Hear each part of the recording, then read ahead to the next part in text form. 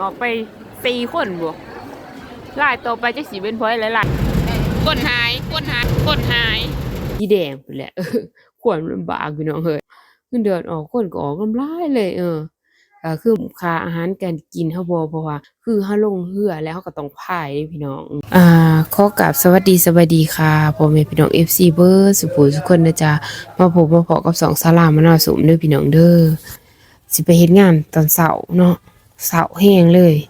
เช้าอีหลีเลยพี่น้องเอ้ยอากาศคือหนาวแห้งเลยเนาะไปขี่รถรับส่งพี่น้องขี่รถรับส่งคือเก่าเนาะมื้อนี้เนาะก็คือพนักงานก็เงินเดือนออกก็คนงานก็ออกน้ำลายเด้อพี่น้องเนาะไปเบิ่งนำกันเลยจ้ะตอนนี้ก็เริ่มตะเวนเริ่มออกแล้วเนาะพี่น้องแสงแดดเริ่มเห็นแล้วเริ่มเห็นแดดเริ่มเห็นตะเวนแล้วเนาะอากาศแบบหนาวแบบจินแฮงเลยเนาะพี่น้องเนาะก็คือรถเที่ยวเข้าไปเฮ็ดงานในเมืองก็หลายเด้อพี่น้องมื้อนี้เนาะรถเที่ยวเข้าไปเฮ็ดงานในเมืองนี่หลายมื้อนี้นะเต็มเลยมีส่วนหลายสิมีแต่รถจักรดอกพี่น้องส่วนหลายสิมีแต่รถจักรรถใหญ่บ่ค่อยมีเนาะก็คือรถจักรนี่มันไปง่ายมาง่ายเนาะอีกอย่างหนึ่งรถใหญ่มันราคาแพงเนาะพี่น้องรถจักรมันราคาถูกเนาะ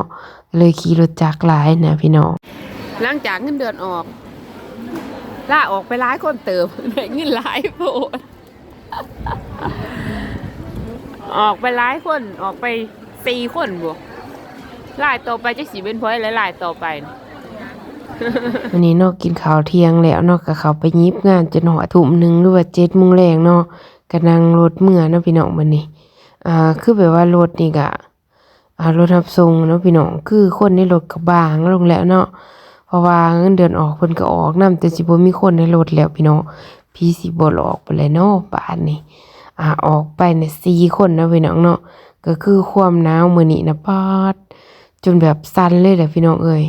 คือแบบเสือหนาๆนี่ยังเอาบ่อยากอยู่เนาะพี่น้องแบบหนาวแห้งคนในรถก็เงียบเพราะว่ามีกันบ่กี่คนเองเนาะคนมาเพิ่มคนละบ้านนะก็จะนั่งรถมานำแต่คนหนึ่งพี่น้องเอ้ยความสั่นแห้งสิบางคนนะคือเงินเดือนออกเพิ่นว่าเพิ่นได้น้อยพี่น้องเพิ่นลดออกค่ะนะที่จริงเนี่ยได้หน่อยได้หลายยังบ่ฮู้เนาะพี่น้องพอเฮ็ดงานครึ่งเดือนหั่นนะอย่าฮู้ก็ลองเต็มเดือนเบิ่งลงรถมาแบบหนาวแห้งเลยเนาะอ่าแบบมาฮอดนี่ก็โอ้เกือบชั่วโมงเนาะพี่น้องเกือบชั่วโมงอย่างน้อยหนึ่งสิบ่ฮอดชั่วโมงเนาะออกจากพุ่น7 โมงเนาะทุ่มหนึ่งมาฮอดเรือนก็7 โมง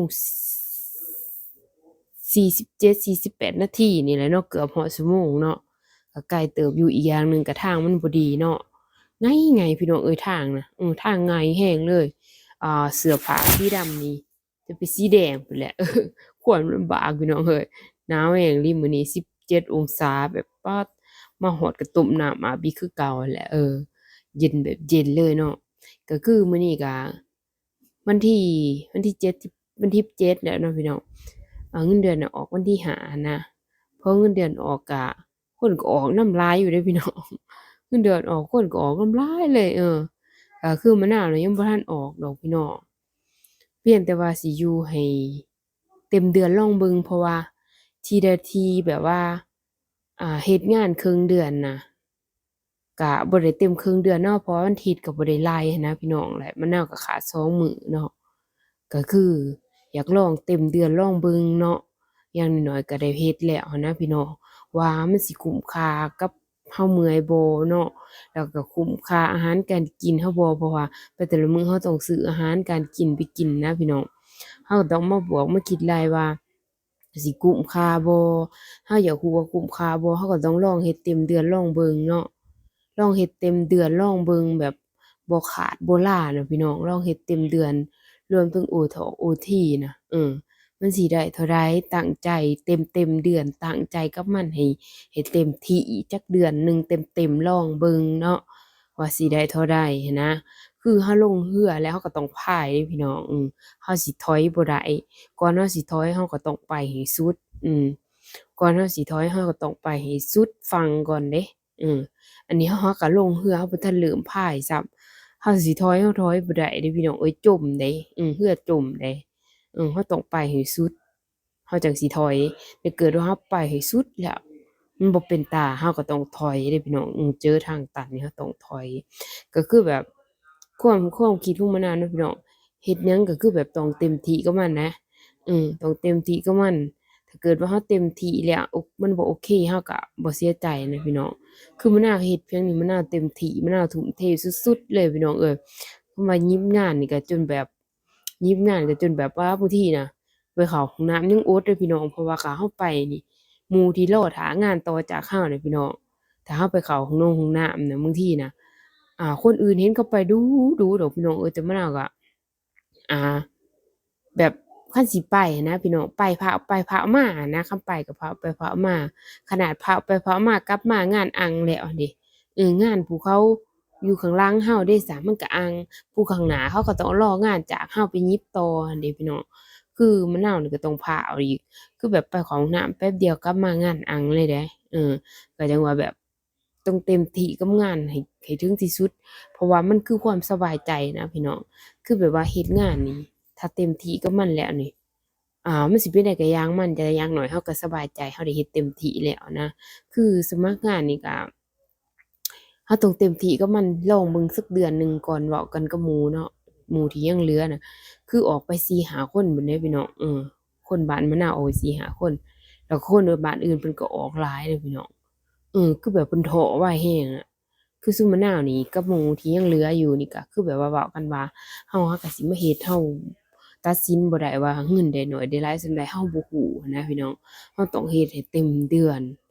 แบบ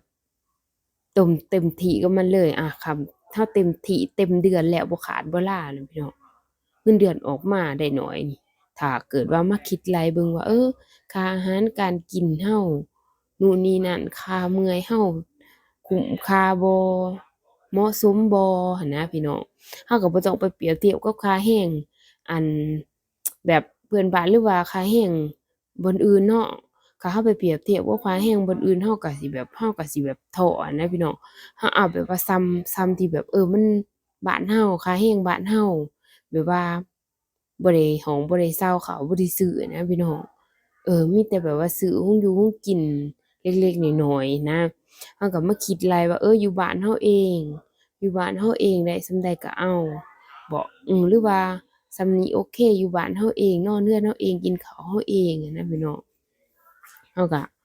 คิดไล่เบิ่งว่ามันสิคุ้มบ่หั้นนะก็สมมุติเนาะได้3,000,000ซะกินเบิดล้านหนึ่งหรือกินเบิดล้านห้าหรือว่าเหลือล้านห้าเหลือ2,000,000ต่อเดือนเหลือเหลือเก็บหั้นนะพี่น้องก็โอเคเนาะก็โอเคอยู่ก็คือเราสิมาคิดคือมะนาวน่ะเคยเฮ็ดงานอยู่ไทยได้เงินเดือนหลายนะพี่น้องแต่ว่าได้เงินเดือนมาเฮ็ดงานอยู่ลาวได้เงินเดือนน้อยแต่ก็มะนาวก็ต้องเข้าใจเนาะมะนาวน่ะเข้าใจว่าเงินค่าเงินมันบ่คือกันหั้นนะ คือเราอยู่บ้านตัวเองหั้นนะพี่น้องเงินเดือนน้อยก็อย่างมันเนาะเราอยู่บ้านเราเองหั้นนะถามว่าอยากได้หลายบ่ก็อยากได้หลายเนาะพี่น้องแต่ก็คือแบบอยู่บ้านเราเองได้ส่ำใดก็เอาหั้นนะก็คือแบบอย่าหั้นนะบ่ต้องไปคิดน้อยคิดเล็กคิดน้อยบ่ต้องไปคิดหลายว่าเงินเดือนน้อยส่ำนี้บ่อยู่แบบบางคนอะนะพี่น้องคือมะนาวบ่คิดคือแบบเรามาคิดหลายแต่ว่าส่ำนี้โอเค ซื้อของอยู่ของกินแต่ละคาบเหลือเก็บเล็กๆน้อยๆก็เอาใครกลัวเราอยู่ละล่ะใครกลัวเราบ่มีหยังเฮ็ดหั้นนะเราอยู่บ้านเราเองหั้นนะใครกลัวเราอยู่ละล่ะบ่มีแนวเฮ็ดแฮงบ่มีเงินใช้นะพี่น้องอืมก็ถามว่าพู้นแหละอยากไปไทก็พู้นแหละพี่น้องเอ้ยพู้นอยู่บ้านไปเฮิงๆเบื่อบ้านก่อนเนาะตอนนี้ก็อยู่บ้านเจ้าของก็หาแนวเฮ็ดท่าไปก่อนนะพี่น้องบ่ต้องเกียจงานมีหยังก็เฮ็ดๆไปนะอืม มีหยังก็เฮ็ดๆไปก่อนได้เงินเล็กน้อยก็อย่างมันหั้นนะให้กลัวเราอยู่หลาๆหั้นนะพี่น้องความคิดของมะนาวเนาะโรงงานก็มีหลายโรงงานอยู่พี่น้องเอ้ยก็ลองเฮ็ดโรงงานนี้เต็มเดือนแล้วยังบ่โอเคเนาะก็มีโรงงานอีกหลายๆโรงงานเลยเนาะในเศรษฐกิจพิเศษตลาดโลกแขวงสะหวรรณเขตนี่มีหลายโรงงานเลยคือโรงงานยิปาก็มีหลายบ่อนโรงงานไทยก็มีหลายบ่อนเดะพี่น้องในเศรษฐกิจพิเศษนี่โรงงานไทยโรงงานยิปาของไทยนี่มีหลายบ่อนเลยเนาะ แล้วมะนาวก็เลยคิดว่าอยู่นี่บ่โอเคเนาะพังเบิ่งเงินเดือนมะนาวสิลองไปสมัครโรงงานไทยลองเบิ่ง เออก็สิลองเบิ่งอยู่เนาะก็โอเคอยู่ได้พี่น้องเอ้ยเฮือนแก้มทางรถไกลอยู่แน่พี่น้องก็คือหนาวแฮงต้มน้ำอาบตอนนี้ก็สิขอจบคลิปส่ำนี้ก่อนเนาะค่ะพี่น้องไปหาอาบน้ำก่อนน้ำพดแล้วพอกันใหม่คลิปหน้าฝากกดไลค์กดแชร์ติดตามคอมเมนต์เป็นกำลังใจให้หน่อยเด้อพี่น้องเด้อก็ขอกราบสวัสดีค่ะขอบคุณหลายๆเด้อค่ะเด้อบ๊ายบายเด้อค่ะเด้อ